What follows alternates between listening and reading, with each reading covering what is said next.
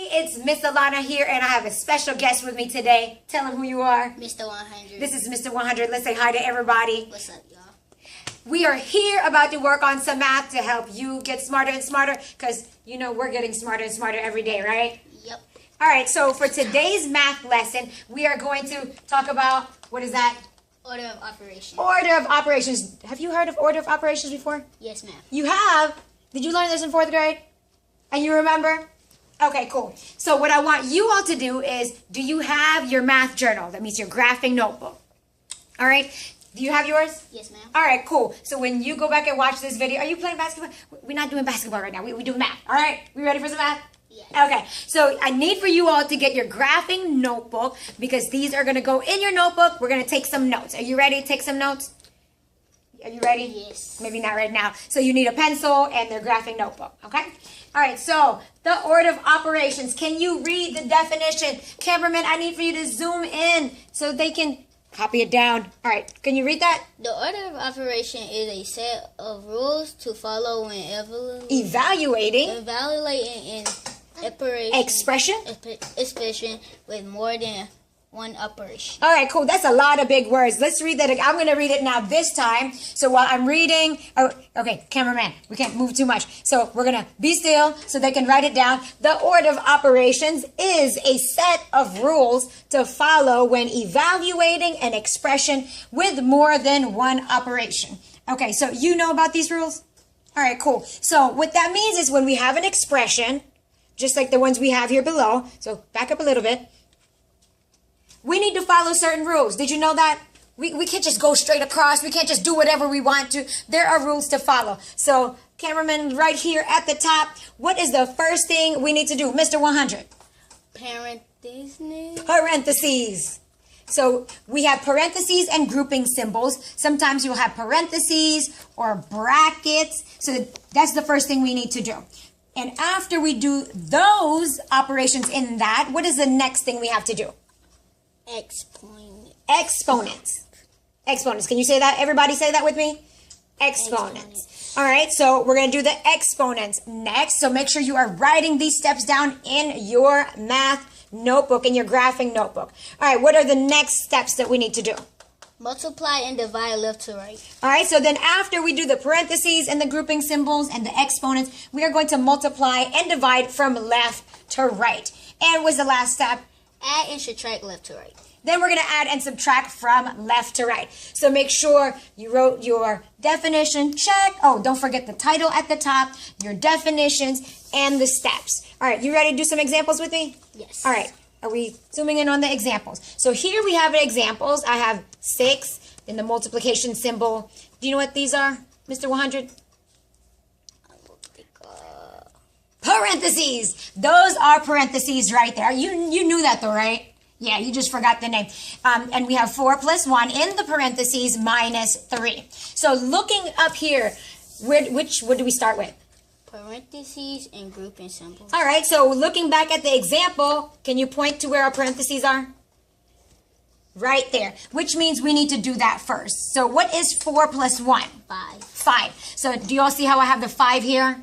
And then what do we do with everything else? We just bring everything else down. So then I bring the 6 times. I have that 5 from that. And then minus 3.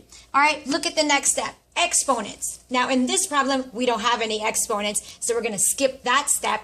And moving on to what's the next step? Multiply and divide left to right. All right, so we have this part right here. 6 times 5 minus 3. What do we do? You multiply 6 times 5. We're going to do the 6 times 5. And what's 6 times 5? Does anybody 30. know? That is 30. So right here, you see we do the 6 times 5, which is 30. Then we bring down that minus 3. And the last step is to do what? Add and subtract left to right. Add and subtract from left to right, which is 30 minus 3, which is? 27. 27. Bam. So remember, follow your order of operations. All right? All right, moving on to the next example we have right here. All right, so we have, do you remember what these are called again? Parentheses. These are parentheses. We have parentheses 10 minus 1, parentheses divided by 3. Do you see that little 2? Yes. What is that called? An exponent. That is an exponent, and we'll talk about that in a little bit. And then plus 7 right here. All right, so following our rules, what's the first thing we have to do? Parentheses. Parentheses. Where do you, can you point to the parentheses for me? Right here, right? So what's inside the parentheses is 10 minus 1, which is 9. 9. So there I have the 9. Then I bring everything else down. That divided by, then that 3 to the second power. We say that 3 to the second power, or 3 squared plus 7. All right, so now what's our next step? Exponent. Exponent. And do you see, can you point to our exponents? Right there's 3 squared, or 3 to the second power. Do you know how we do exponents? No? So the way we do exponents, that little 2 means we're going to multiply that number 2 times. Not 3 times 2, but 3 times 3. Oh my gosh, the TV turned on. Let me cut that off. And there's one animal. All right. Oh my.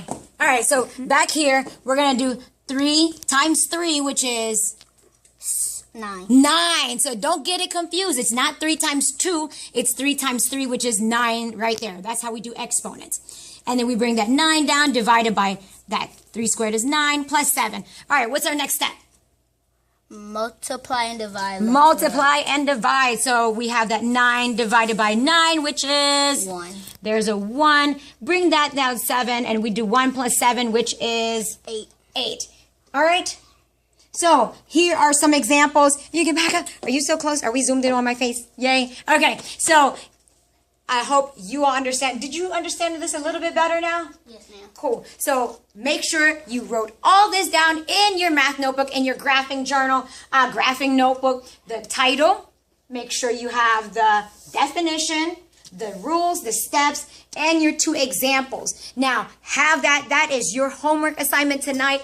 I am also going to post today's daily warm-up that we did. We were all over the place. Daily warm-up, so you can get that done and have that in class tomorrow. Remember, have your graphing notebook. What else do we need to bring in class? Agenda. Your agenda. What else? Expo markers. Your expo marker, your dry erase marker. What else? Folder. Folder. Yeah. Pencil pouch. Your pencil pouch. What else? Ruler. Your ruler. Headphones. Headphones. You know what? We have to wait to get our computers in here, but make sure you have everything. Bring your calculator to help check your work. I think we are good. Are you good? Yes. All right. Say bye. All right.